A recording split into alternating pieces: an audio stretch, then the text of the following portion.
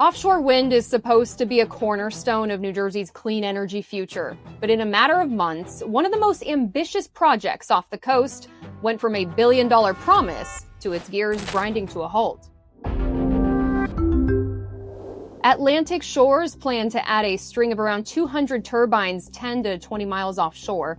But this year, Shell pulled its $1 billion investment, and the new Trump administration delivered blow after blow to the wind energy industry.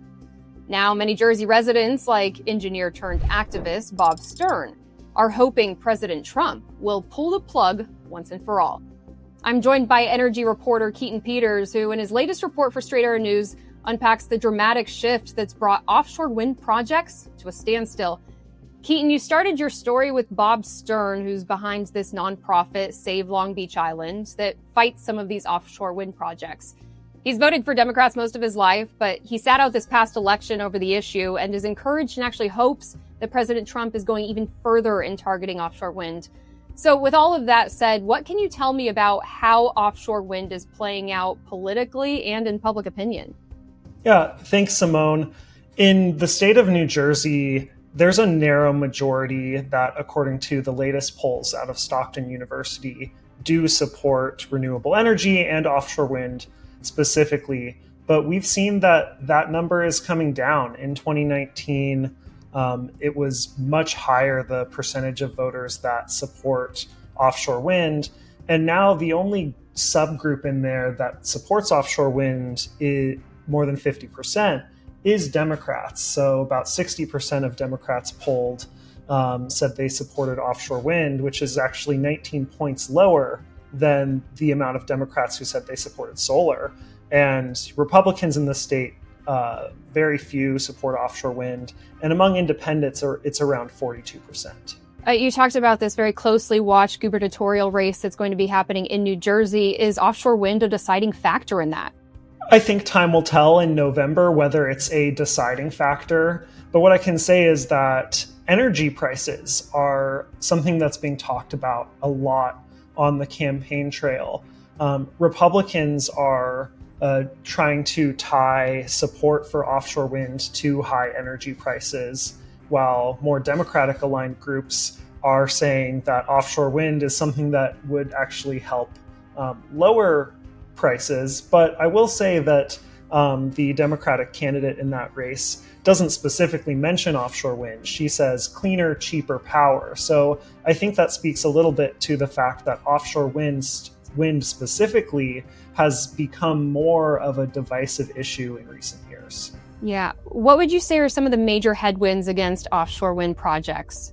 Yeah, it's really important to keep in mind that this isn't just something happening in New Jersey. Mm-hmm. Up and down the East Coast especially, there are a lot of wind projects that had been proposed. Many of them had even started going forward in the last 4 years. Now, the Trump administration has made some serious changes to policy. So a few of the things they did was no longer issuing new permits for offshore wind projects, no longer offering leases of offshore wind on federal waters, which is, right next to the shore is typically state waters, but you go a little bit further out, which is where the wind is most consistent and where those turbines would have less of an impact on coastal views. That's all federal water. So essentially all of the big wind projects offshore require federal permits. The government's no longer going to be giving those permits out. And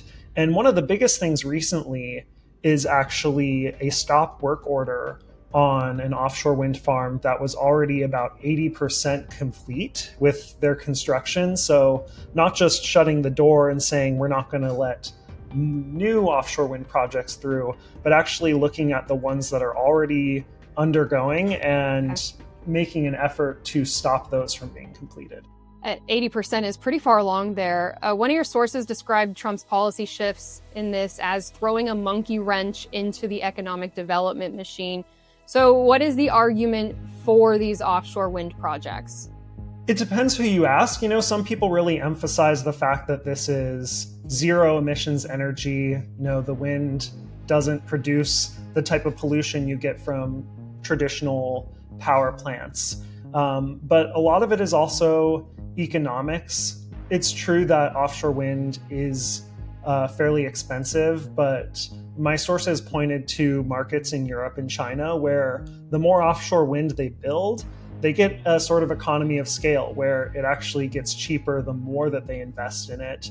And some of the manufacturing for the components in these turbines was starting to come to the United States. Atlantic Shores specifically, their developers said that it would be $1.9 billion of investment and 22,000 jobs for New Jersey. So, whether those numbers are exactly true or not, certainly there's a lot of potential jobs in these projects. And they also point to how it would support the grid because offshore wind actually blows the hardest at night and in colder months. So it has sort of the opposite profile of when you think about solar power only being available in the day. Folks have told me about how if you pair these different resources together, you can get a pretty reliable grid. It doesn't mean that there wouldn't be any need for those traditional power plants, but they said you can get a little further with offshore wind. Keaton, what does your story tell us about the future of renewable energy projects, given everything that you've just told us?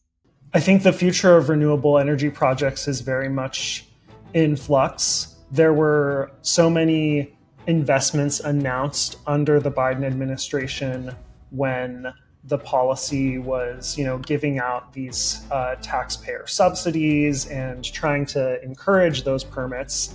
Now that is being largely rolled back. In general, I don't think that the folks who are inside the renewable energy industry would say that this is going to end progress, but it's certainly slowing it down. Mm-hmm. And you look at examples like Bob Stern and Save Long Beach Island, where they really want to prevent these projects from being able to come back. And so we'll see if those are successful in really, at the end, in a few years, did we just see that projects like these were stalled or were they stopped altogether? That's the kind of question that I'll be looking at as an energy reporter. And we'll be following it. Keaton Peters, SANS energy reporter. Thank you so much, Keaton. And to read Keaton's entire report, you can search offshore wind at san.com and on the SAN app. For Straight Arrow News, I'm Simone Del Rosario.